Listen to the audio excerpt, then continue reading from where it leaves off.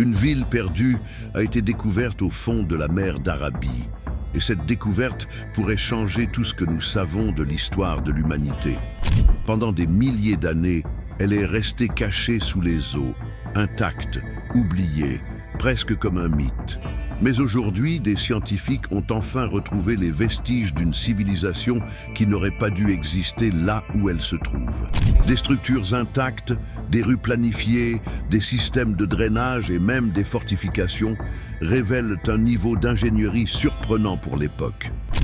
Et le plus impressionnant, cette ville pourrait être liée aux légendes du Seigneur Krishna. Une connexion entre mythe et réalité qui intrigue les archéologues du monde entier. À l'extrême ouest de la péninsule de Saurashtra, dans l'actuel état du Gujarat, en Inde, repose l'ancienne ville de Dwarka, dont l'histoire mêle spiritualité profonde, mythe millénaire et développement urbain impressionnant.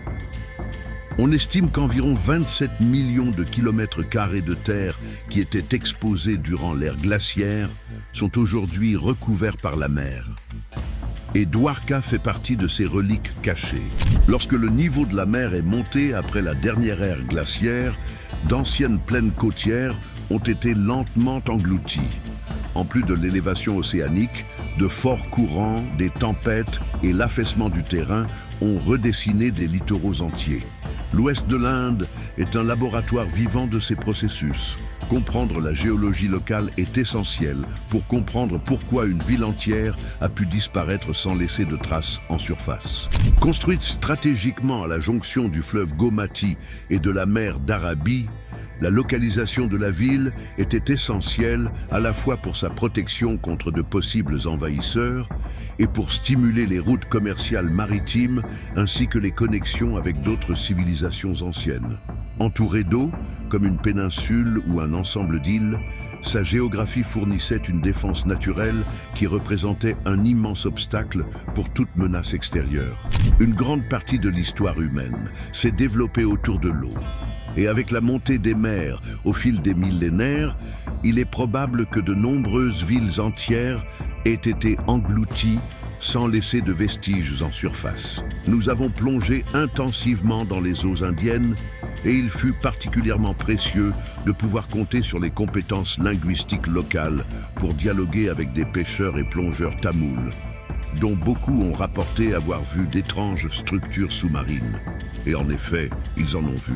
La présence du fleuve Gomati ne mettait pas seulement en valeur la beauté naturelle de la ville, mais elle était aussi vitale pour la survie de ses habitants. Des textes anciens décrivent une Dwarka grandiose, avec des rues planifiées avec précision, des systèmes de drainage étonnamment sophistiqués, d'imposantes fortifications et des quartiers bien définis pour l'habitation, le commerce et l'administration. Nous savons que cette ville est submergée depuis environ 6 à 7 000 ans. La grande question, cependant, est depuis combien de temps existait-elle avant cela? Combien de temps a duré son occupation lorsqu'elle était encore sur la terre ferme? Le niveau d'ingénierie et de planification urbaine retrouvé là suggère un degré d'avancement surprenant pour son époque, un véritable joyau de l'urbanisme antique. Les défenses de la ville, avec leurs portes et murailles stratégiquement positionnées, n'étaient pas seulement des œuvres d'architecture. Elles faisaient partie d'un système intelligent de contrôle d'accès et de protection. De telles caractéristiques indiquent une civilisation dotée d'une grande connaissance tactique, qui a su unir beauté et stratégie, transformant Dwarka en un centre urbain imposant et sophistiqué du monde ancien. La sensation d'explorer les profondeurs où reposent colonnes, statues et structures de pierre est presque magique. Plongeurs et archéologues, en explorant les eaux côtières du Gujarat, dévoilent peu à peu une civilisation submergée qui alimente depuis longtemps les légendes et les écrits sacrés. Parmi les découvertes figurent des murs, des piliers et des marches de pierre que beaucoup croient appartenir à la légendaire Dwarka, une ville d'une immense importance dans les écritures hindoues. Les critiques soulèvent un point légitime. Les formations naturelles peuvent imiter des angles droits et des marches.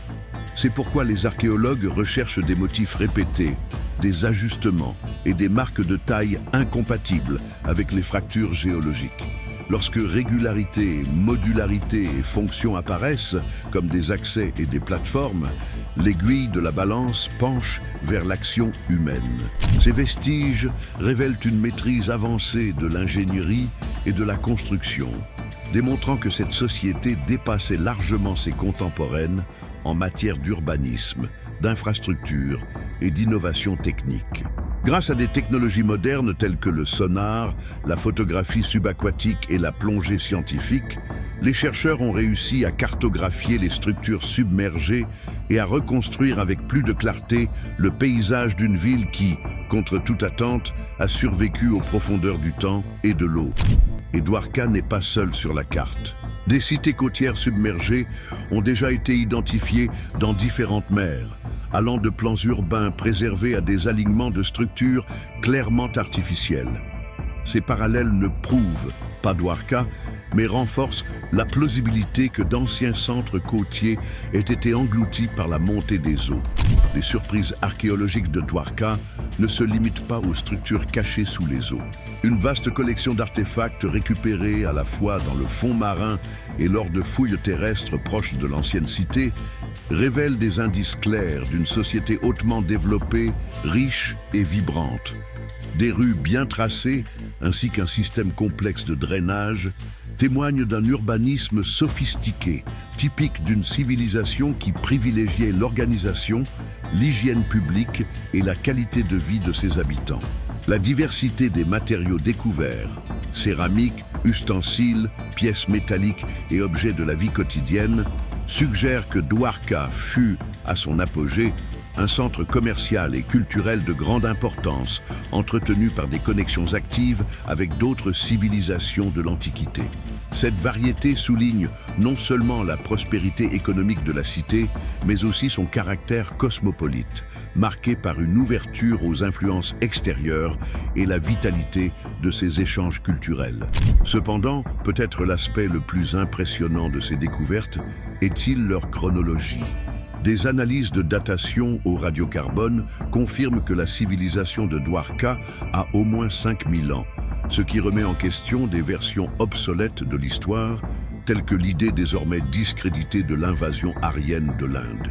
Certains des artefacts et des structures retrouvées sous l'eau remontent au 2e millénaire avant Jésus-Christ, époque correspondant à celle où, selon les textes sacrés hindous, le seigneur Krishna aurait fondé la cité. Si cette chronologie se confirme, elle repousse les origines de la sophistication urbaine sur la côte de la mer d'Arabie et nécessite une réévaluation des routes d'échange, des techniques de construction et des réseaux symboliques de l'époque. En d'autres termes, ce n'est pas seulement une ville submergée, c'est une pièce qui réoriente le puzzle de l'Inde ancienne. Cette connexion temporelle renforce la pertinence de Dwarka, non seulement comme point d'intérêt archéologique, mais aussi comme lien entre mythologie et histoire. La cité occupe donc une place spéciale dans l'imaginaire et le patrimoine indien, étant à la fois un symbole spirituel et un centre religieux, politique et économique de l'Antiquité.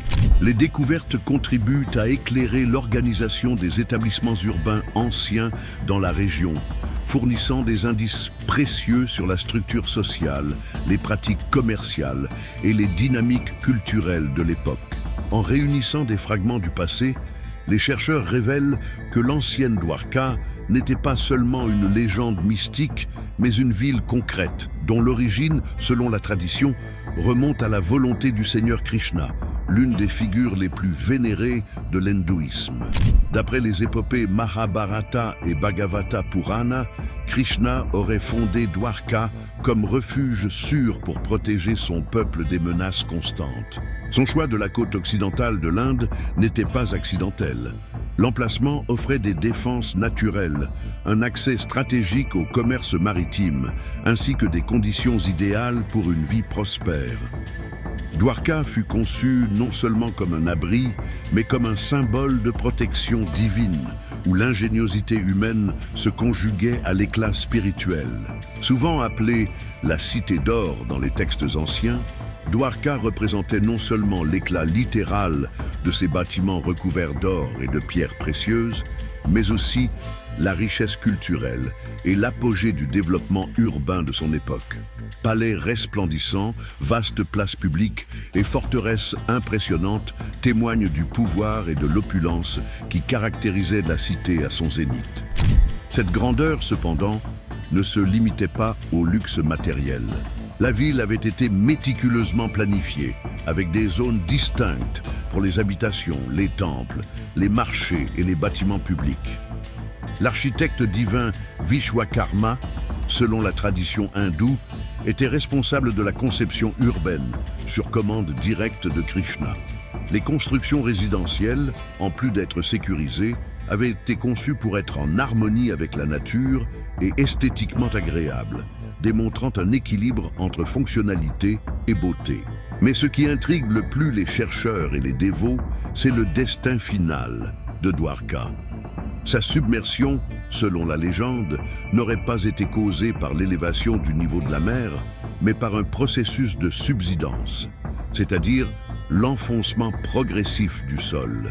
On raconte qu'après le départ de Krishna de ce monde, la ville perdit sa raison d'être et fut engloutie par les eaux, mettant ainsi fin à une ère et marquant le début du cycle de Kali Yuga, l'ère actuelle selon la cosmologie hindoue. Ce récit, en plus d'être profondément symbolique, a retrouvé un nouveau souffle grâce à des découvertes récentes. Des structures submergées identifiées lors d'expéditions archéologiques près de la ville moderne de Dwarka apportent un appui physique à ce récit ancestral, indiquant l'existence d'un véritable établissement qui aurait pu être lentement englouti par des forces naturelles au fil des siècles. La submersion de Dwarka est souvent interprétée comme un rappel symbolique de la nature éphémère des civilisations et de l'inévitabilité du changement. Une leçon sur le fait que même les créations humaines les plus grandioses sont soumises au temps et aux éléments. Pourtant, l'histoire de Dwarka, avec sa fusion de mystère, de foi et d'archéologie, continue d'inspirer et de susciter la fascination, reliant le présent à un passé enveloppé de mythes, de mémoires et de découvertes extraordinaires. Et voici le détail le moins commenté que j'avais promis. Lors de relevés récents, des micro-alignements sur le fond marin suggèrent des schémas d'écoulement compatibles avec des canaux planifiés. Précisément le type de solution dont une ville côtière avancée aurait eu besoin pour maîtriser les marées et les sédiments. Si cette lecture est confirmée par de nouvelles plongées, Dwarka cessera d'être seulement un souvenir pour devenir un manuel d'ingénierie côtière rédigé il y a plusieurs millénaires.